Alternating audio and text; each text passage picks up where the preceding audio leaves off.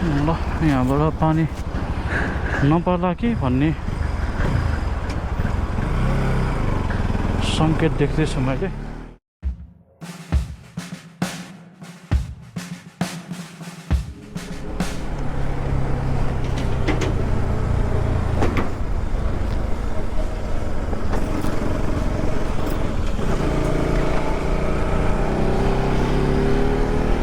So यो चाहिँ आबुखैरेनी बजार आइपुग्यो। ठिक छ, बाटोमा पानी परे पनि बस्दै जानु पर्ला। कस्तो पेलेर आउँछ यार, बाइक आछ भन्ने देखि पनि यसरी आयो भने चाहिँ मलाई चाहिँ यस्तो रिस उठ्छ कि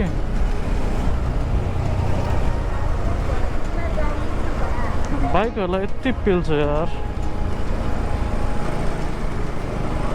ओके, सो यहाँबाट चाहिँ लेफ्ट गयो भने मुङलिन, नारायणघाट र काठमाडौँ पुगिन्छ। अब राइट लागेर हामी पोखरातिर जाँदैछौँ। डुम्रे दमौली पोखरा कुदाइदियो अब त।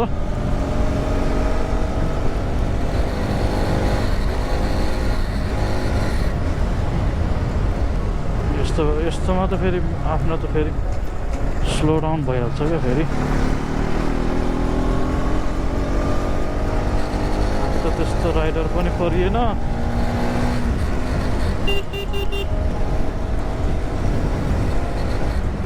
मलाई अस्ति एकजनाले भनेको थियो कस्तो छिटो आएको त भन्दाखेरि, खै मिटर हेरिँदैन, मिटर हेरी चलन छैन भन्दै थियो।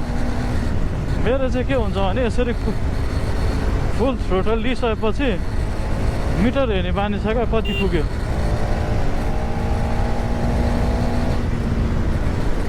अब यसरी ल अब धेरै भयो भनेपछि थ्रोटल छोडिदिने हो क्या।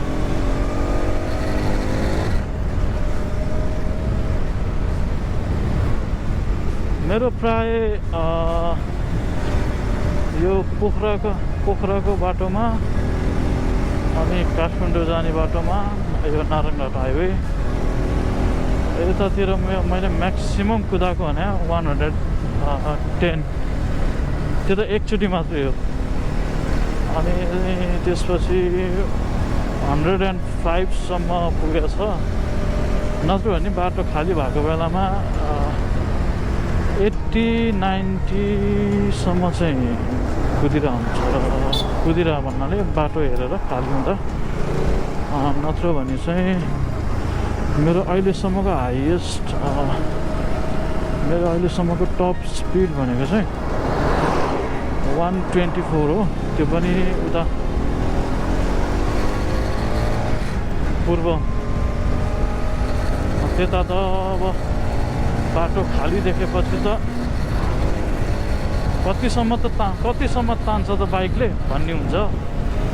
अब यता चाहिँ त्यस्तो हुने कुरो भएन। आफ्नो चाहिँ 73, 75, 80। अब अलि बाटो सिधा भएको ठाउँमा पुग्यो भने 90, 95 देखि म्याक्सिमम 100 पुग्ला। त्यति नै हो मैले कुदाउने चाहिँ। यहाँ हो कुदाउने।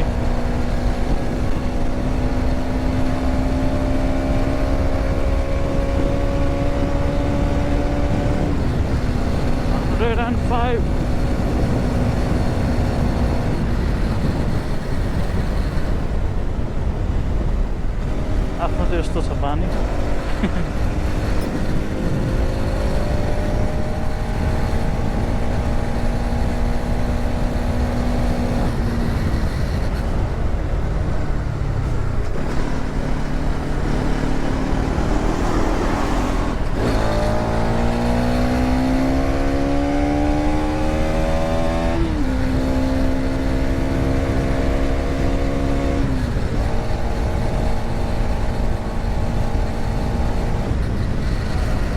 मैले पछाडि ब्याग बाँधेर चाहिँ धेरै ठिक गरेछु। आफूले बोकेको भए यस्तो अप्ठ्यारो हुन्थ्यो। एक त ब्यागको भारी,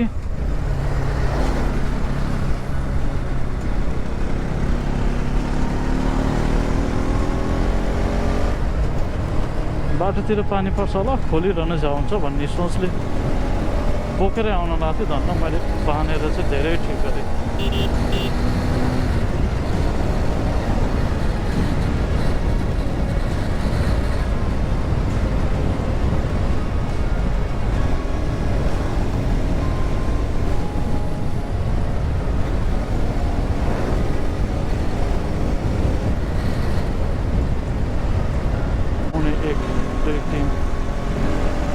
तीन बजे पुग्यो होला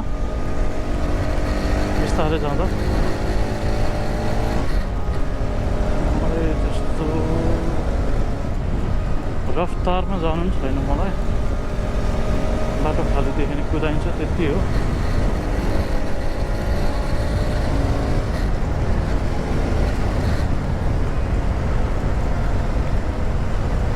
म त्यस्तो कुदाउनु त कुदाउँदिनँ, तर एनएस चलाएपछि बाटो खाली देखेपछि कुदाउँदिनँ भन्नु चाहिँ व्यर्थै रहेछ क्या। त्यो सायदै कमैले बिस्तारै कुदाउँछ होला क्या बाटो खाली देखेपछि।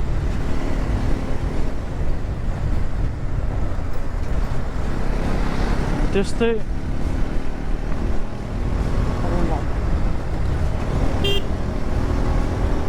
हामीलाई त अब बाटो खाली देखेपछि फुल थ्रोटल हानिदिनु मन लाग्छ भने त्यस्तो अब राइडरहरूलाई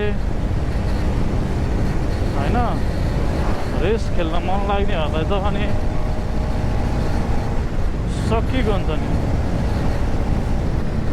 किन नकुदाओस्।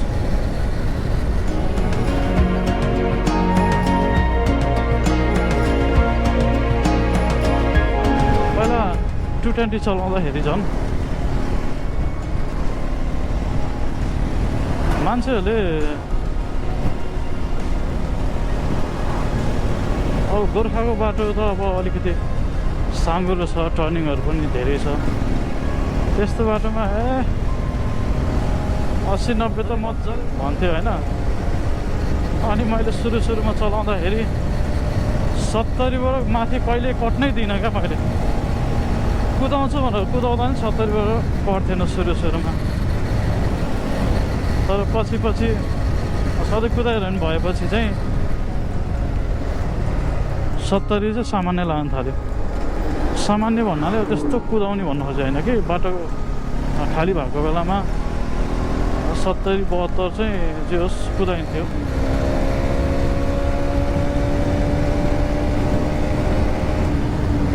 सो आजको 112 टप स्पिड अहिलेसम्मको 112 टिल नाउ। अब हेरौँ अहिले बाटो सिधा देखियो भने कति पुग्छ।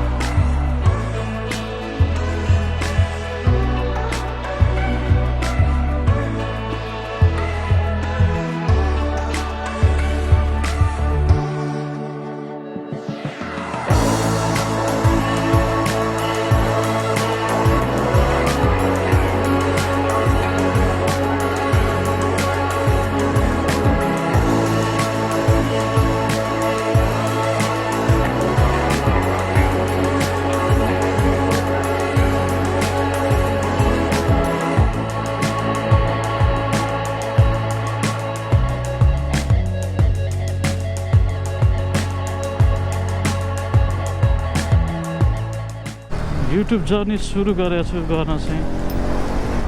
हेर्दै जाउँ कहाँसम्म पुग्छ, कति मेमोरिज क्रिएट गर्न सकिन्छ।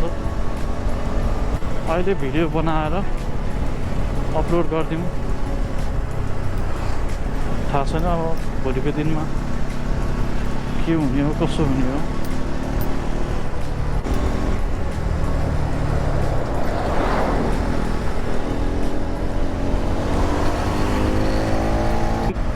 गोप्रोले अझै खिच्दै रहेछ त यार। म त ब्याट्री सकिसक्यो होला, अब कहाँनिर गएर चेन्ज गर्ने ब्याट्री।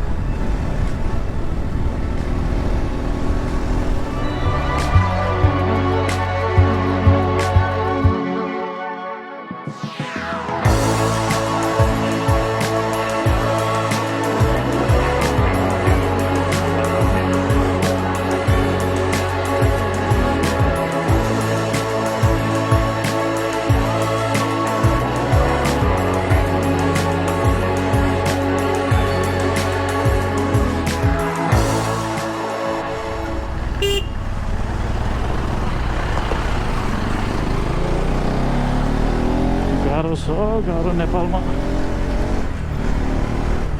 कस्तो बिग्रेछ त त्यहाँनिर बाटो यार।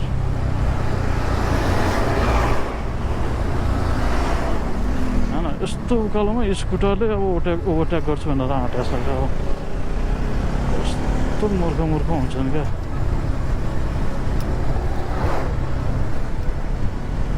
स्कुटरले ओभरटेक गर्ने मिल्दैन भन्नु खोजेको त होइन, तर पनि इन्कमिङ ट्राफिक देखि अब त्यसरी मूर्ख बन्न त भएन नि त। ओहो आज त गोप्रोले त धेरै पो खिच्यो क्या हो।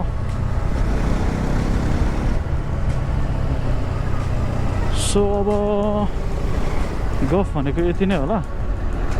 अहिलेसम्म त धेरै बोल्दिनँ म भनेको थिएँ, अहिले त बोल्यो। गाडी बिग्रेछ, गाडीले हावा खाएछ। अब चाहिँ बिचबिचमा फुटेजहरू लिनु पर्ला, अनि बिचबिचमा केही त्यस्तो भएछ भने बोल्नु पर्ला। नत्र भने अब चाहिँ राइडतिरै फोकस गरौँ। यस्तो हुन्छ नि, यस्तो हुन्छ। अगाडि कर्नर छ देख्या छैन भनेपछि त चिप्प लाएर आफ्नो लेनमा बस्ने हो नि त। जस्तोमा नि ओभरटेक गर्न खोज्छन् मान्छेहरू यार। मौसमले चाहिँ साथ दिइरहेको छ, जे होस्।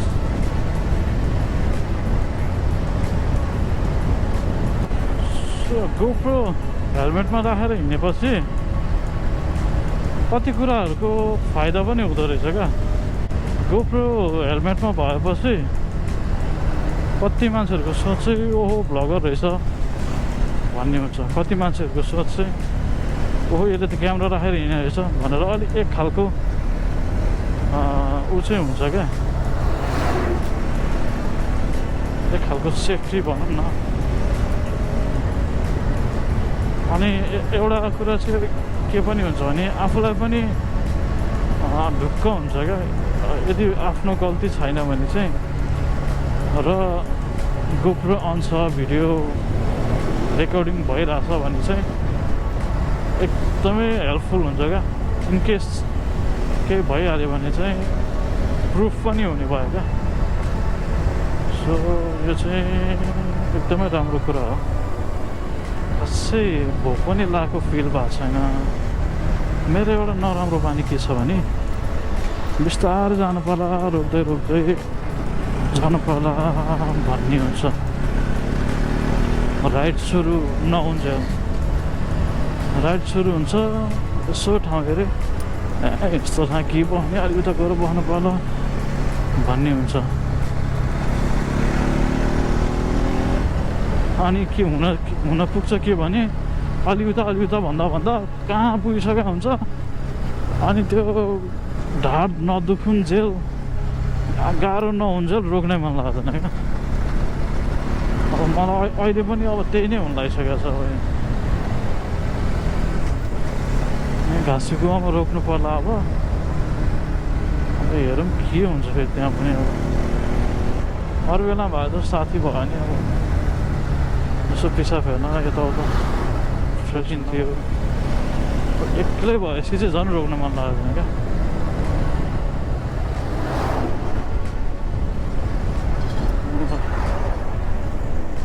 यो चाहिँ हो रोक्नु पनि त रोक्नु कि नरोक्नु यसो ब्याट्री चेन्ज गरेर के गरौँ ल।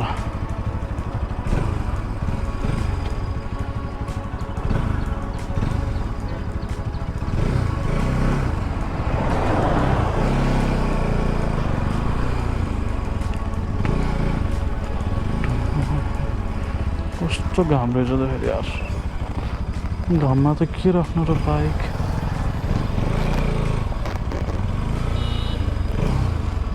शीतलमा राख्नु पर्यो।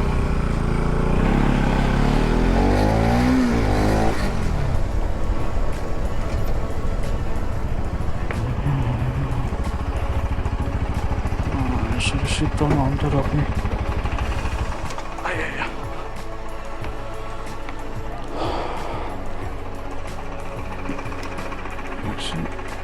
रेस्ट गरिदिउँ।